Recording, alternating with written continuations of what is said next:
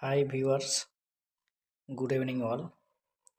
আজকে আমরা আলোচনা করব যদি আমরা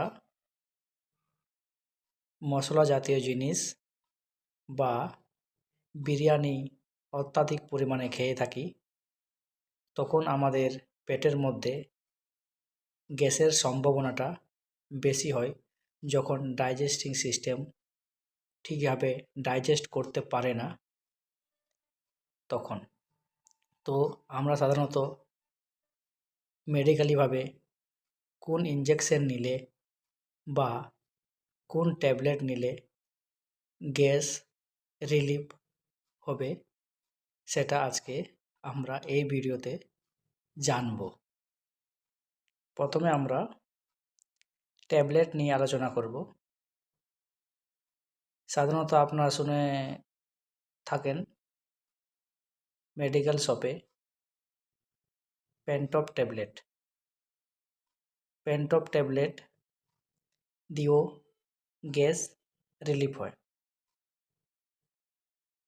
দ্বিতীয়ত ইনজেকশন, যেটা সেম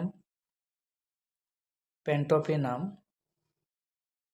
বাট মেডিকেলি আপনি সেটা পেন্টাপ্রাজল নামেও পেয়ে থাকেন।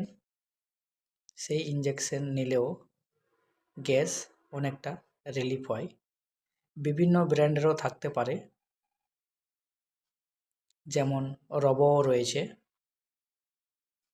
পেন্টপ আপনার 40 mg হয়ে থাকে, আর ইনজেকশন রবো 20 mg হয়ে থাকে। এখন খাওয়ার বিষয়ে বলি। ট্যাবলেট আপনি ব্রেকফাস্টের আগে নিতে পারেন, আর ইনজেকশন পেন্টাপ্রাজল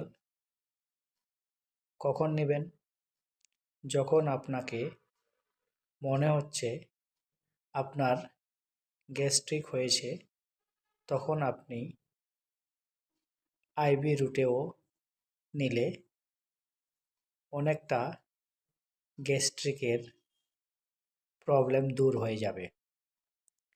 এই ভিডিও যদি ইউজফুল হয়ে থাকে আপনার জন্য, তো আপনার বন্ধুদেরকেও শেয়ার করবেন। Thank you.